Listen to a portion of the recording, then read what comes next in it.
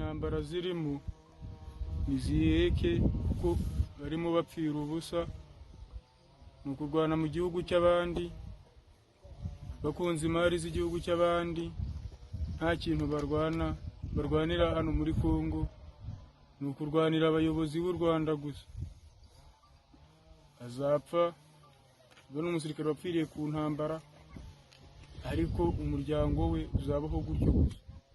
Cyo nababwira, ushoboye mu ngabo z'u Rwanda, ushoboye yadezatinga akitahira, kuko bitari ibyo bazataha nabi.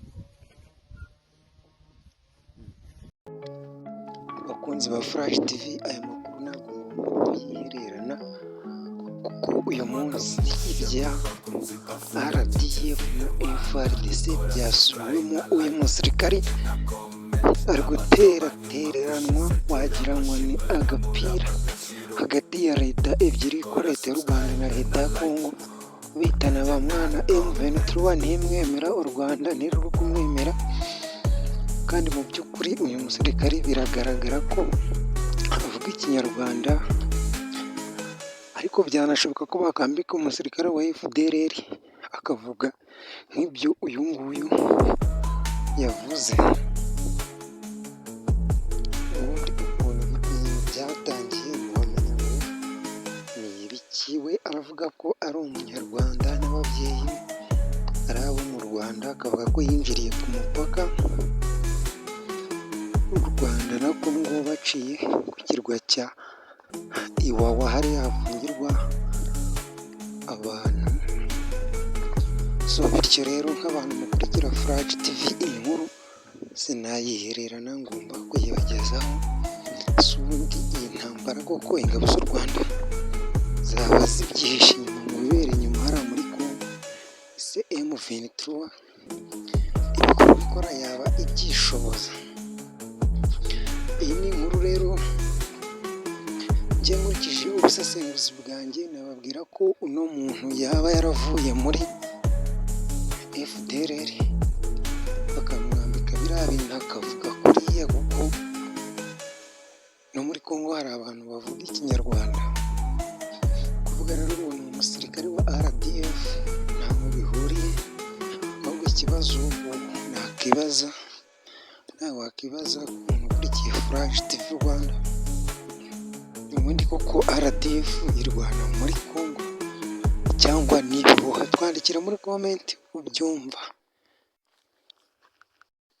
Ese koko mwe murahamya neza ko uno musirikare yaba ari uwa RDF? Muherereye ku ruhe ruhande?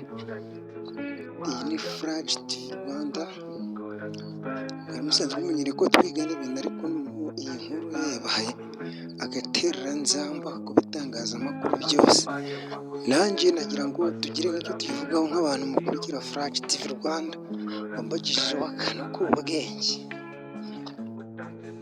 Hari abantu mwifuza gukora n'izi nkuru, mufite amacano yanyu, byose mugomba kumbaza muri comment tukabikurikirana. Ariko ikibazo cya mbere twibaza, ubundi iriya ntambara izarangira se kuko? Niba abasirikare b'u Rwanda barwanirayo, ubundi inyungu zaba ari izihe? Mwe mubona bizagenda bite? So guys, twandikira aho muri comment uri kubyumva nuko wafashe iyi nkuru, igitekerezo wayitangaho, tubwire niba uri kubona uyu muntu ari umunyarwanda cyangwa ari ibihuha.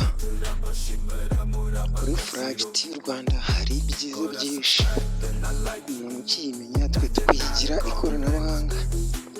Ariko ino nkuru sinayihererana, mbanje kwimenyesha abakunzi ba Flash TV Rwanda, yumva kuri Mike and Flash. So guys, uruha agaciro kuba warakoze subscribe, kumubwira ko kuba urwa YouTube utarafungura YouTube channel ugomba kubyigaho nawe ukayifungura. Ubundi ubu ngubu